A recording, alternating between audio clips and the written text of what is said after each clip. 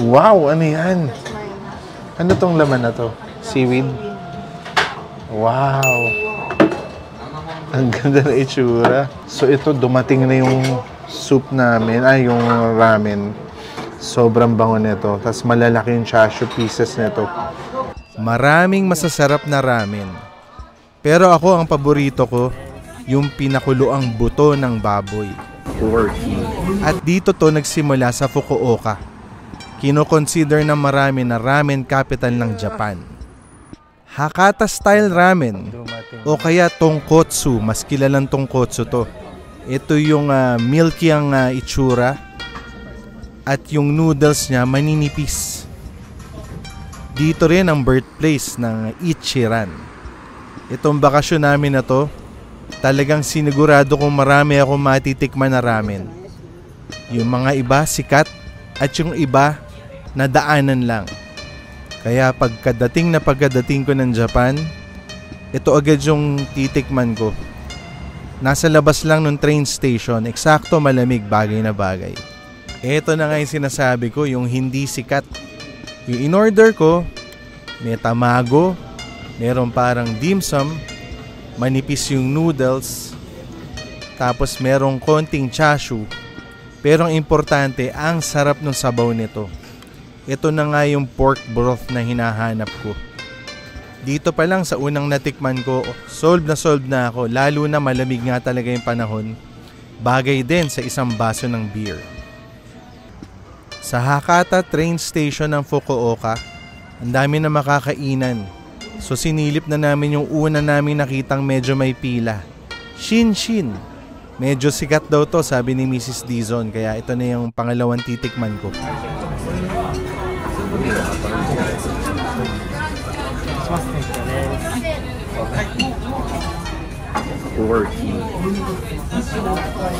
Porky and milky. Ito na, dito ko nakita yung milky appearance ng sabaw. Ito naman yung promise ng tonkotsu ramen.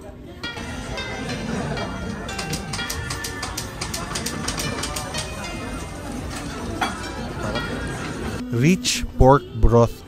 Grabe yung sarap nito. Yung thin noodles, saktong-sakto nag-a-absorb siya nung sabaw eh. Pati si Mrs. Dizon, nagulat sa linamnam ng soup na to. May sinabi kung bakit may pila yung shin-shin.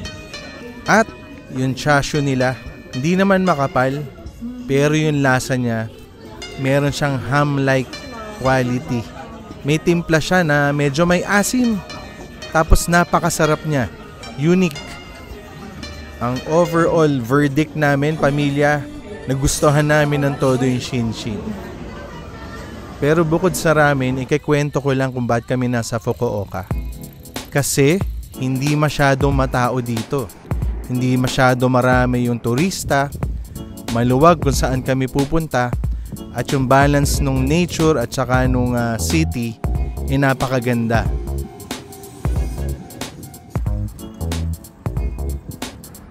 May bonus pa. Nandito yung isa pang higanting robot na nasa labas lang ng Lalaport Mall.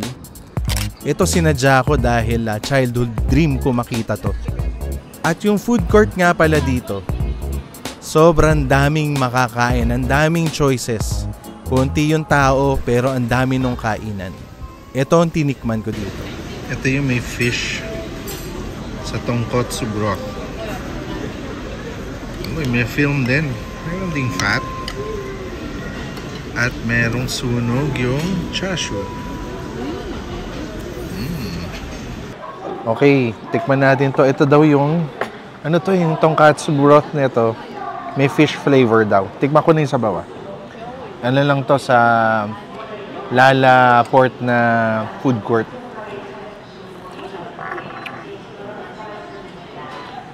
Sobrang sarap din. Siguro pangatlong ramen ko na to sa trip na to. Okay din yung may konting fish kick ng flavor.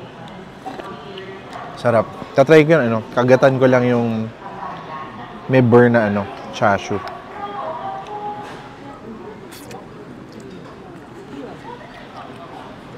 Sarap na may burn. Okay to. Parang medyo tama yung hula ko. Kahit random na ramen dito, masarap. Ang init, ang sarap. Solid. Itong next na kakainan namin, ito sikat talaga to. Kita mo naman kasi maraming nakapila talaga. Kahit inagahan namin, meron talagang wait time. Pero mukhang sulit kasi naaamoy namin mula sa labas yung pork broth. Medyo may karakter to, sigurado ko. Ang tawag nila dito itong Tonkotsu Cappuccino. Ito ata yung mabulang type ng ramen. Sobrang excited ako. Alam mo, medyo makapal yung yung appearance ng soup nito. At saka na-excite ako sa amoy niya eh. At iba, dahil nga doon sa bula-bula, parang siya yung pinakaiba yung appearance. Tikman ko yung sabaw. Sarap. Parang almost like button mushroom taste yung sabaw nito. Hindi ko malaman kung bakit. Sobrang rich ng pork flavor nito. Lahat na doon. Basta yung sabaw niya, pinakamasarap ata so far. Or at least for me. Kasi yung mga iba kong nakain, light. Yung alam mo makakain mo araw-araw. Ito yung richness na to, pamatay. Tsaka yung signature Hakata style noodles na maninipis. Nag-absorb talaga ng broth. It's good. In order ko, wala ng pork. Wala ng egg. Puro chashu lang. Tikman natin yung chashu.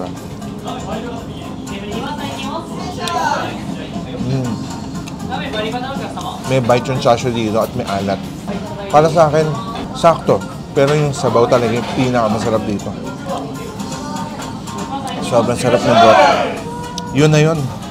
Yung ipinila natin dito, grabe. Sobrang gabom nito. Ako, sarap na sarap. Pero dito sa isa na to, pwedeng divided yung rating namin. Kasi medyo naging overwhelming yung kapal nung broth para sa ibang family members ko. Pero overall, kung ako lang, type na type ko to. Yung susunod na ramen tikim, medyo matagal-tagal na naming nadadaanan, ilang gabi na nagpapaamoy sa amin. Malapit kasi kami sa Hakata Station nakatira. At tuwing dadaan kami dito, naaamoy ko, kaya ito na, titikman ko na to. Ito sinubukan na namin. Pang ilang araw na namin dito sa Fukuoka. Tapos naamoy ko parati sa kali yung stench, hindi naman stench, yung amoy pork, intense pork smell. So, ako, mahilig ako sa laman loob, mahilig ako sa medyo notch higher than the normal taste. So, sabi ko, gusto kong tikman tong Hakata style ramen na to. Tapos binasa ko, soy and pork bone.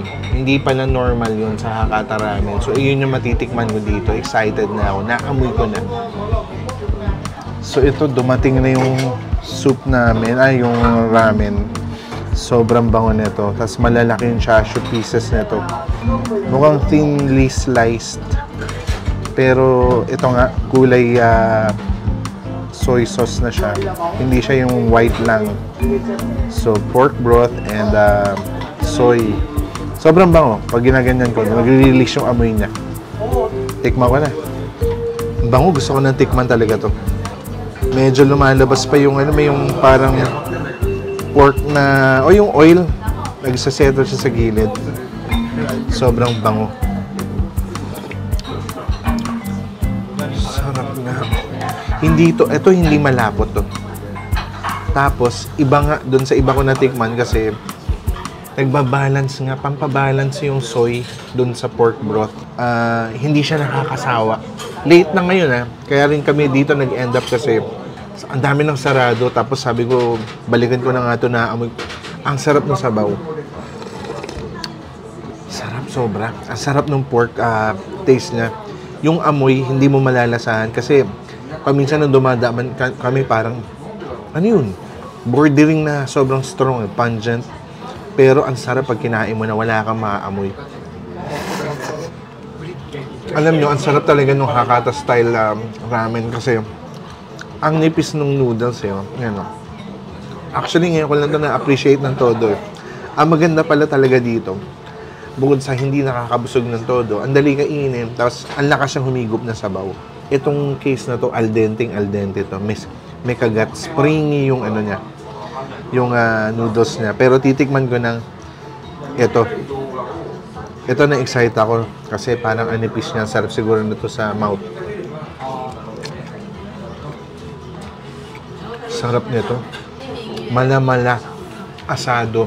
Asadong ungpin. Malamala. Hindi eksakto. So may asim siya. Templado na siya. Masarap yung overall taste ng lahat dito. Kumbaga, ang dami ko nakikita, sigurado ko ginagawa nila tong everyday noodles. Sobrang okay nito. Ito yung jackpot na hindi sikat. Pero, alam niyo yun, willing tayo magsubok eh. Gaboom fine. Yun. Ito naman kay Mrs., ang in-order niya, may rock seaweed. Di na ako nag-side save. In-order ko lang yung basic. Pero, ang ganda pala ng itsura. Pag na tumama na sa sabaw yung seaweed, ayan, maglalasa yung parang fishy yan na dagat flavor niyan sa soup mo eh. Yan, masarap yan, sigurado ko. Ngayon, pag nasa Fukuoka daw, sikat din pala dito yung mentaiko eh. So, in-order kong side dish. Imbis na rice lang o plain white rice, ganyan. Ito, mentaiko rice. Bagay na bagay daw sa ramen na to. Tikman ko Sarap. Hindi siya maalat. Oo nga. Dahil sobrang fishy niya, bagay din siya dito sa ano, sa light pork broth na to. Solid. Ngayon lang ako nakapag side dish ng mentaiko eh. Binibili ko siya dun sa parang triangle na nabibili 7-Eleven. Okay itong combo na to. Sobrang unique talaga dito. Solid. Bago tayo umabot sa huling titikman, gusto ko lang din i-recap yung ginawa namin. Yung Fukuoka, Kyushu Island experience namin. Nagulat ako na sobrang nagustuhan ko. Ito pala yung pace na hinahanap ko na after makita ko ibang cities ng Japan. Pwede ko siyang balikan dahil na-relax yung utak namin. Lahat ng pinuntahan namin, natuwa kami. Pati yung ibang natikman namin na hindi ko na naipakita dito. At itong huling titikman namin, nireserba ko talaga sa huli. Kasi dito siya pinanganak at dito rin nagsimula ang ganitong klaseng ramen. So ito na yung headquarters. Pinuntahan ko na kasi Fukuoka na eh. Marami naman branches tong Ichiran pero dito nagsimula. Ito yung head office. Malapit lang dun sa Canal City. So pagkababa ko lang din ng train, isang tawid, ito na.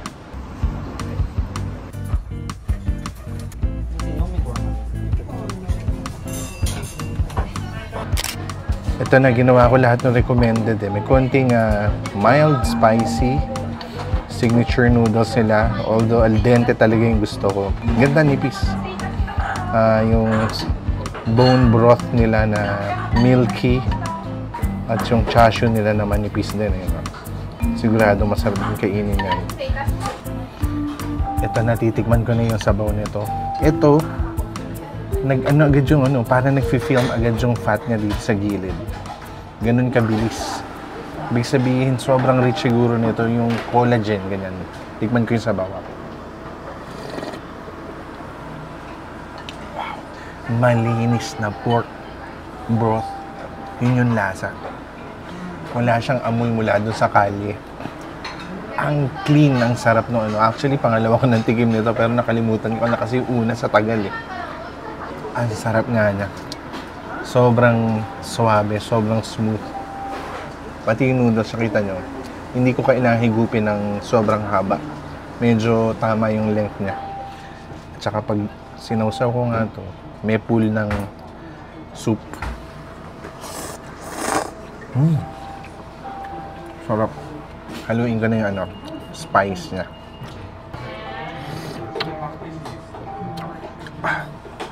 May kick. Sakto lang. Buta na lang mild lang. Chashu. Hindi siya masyadong Kumbaga, wala masyadong asim. Pork lang din, baboy na masarap. So, ito sa tingin ko very traditional na Hakata ramen. As in, sobrang sarap. Kasi pwede mo rin ulit-ulitin. Light lang siya eh. Well, yun yung in-order ko. Pwede kang mag-option ng creamy. Sarap nito. Solid. Ang solid nun. Hakata Ramen Overload. Hindi ko naman lahat matitikman. Marami pa tong variations. Pero lahat nung natikman ko, nagustuhan ko naman. At meron akong gustong ulitan. Pero kanya-kanya nga tayo ng panlasa eh. So, pag nagawi kayo dito, tumikim pa kayo ng iba, subukan yung iba na tikman ko, lahat yun solid. Kaboom!